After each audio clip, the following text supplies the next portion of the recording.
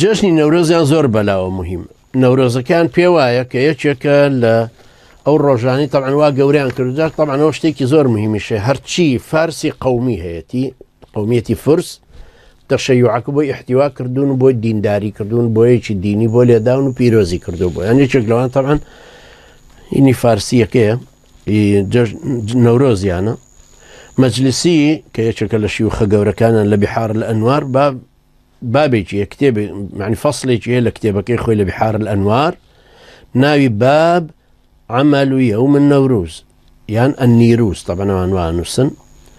لا لاپەڕە 419 باسەکە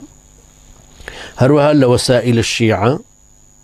استحباب صوم يوم النيروز والغسل فيه ولبس أنظف الثياب والطيب أويش لم كتب وسائل الشيعة حلي لمجلد حوتم لا برسيصوت شلوشش باسكاكا لا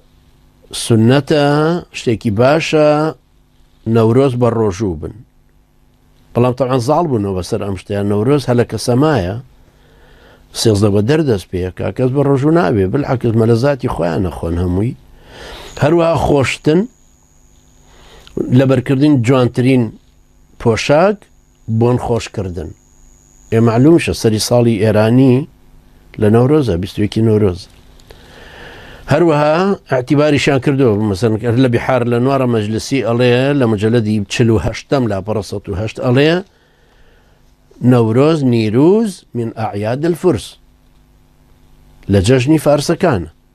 هێناویشیانە بۆ خۆیان و تەشەیوعەکە پیرۆزی کردو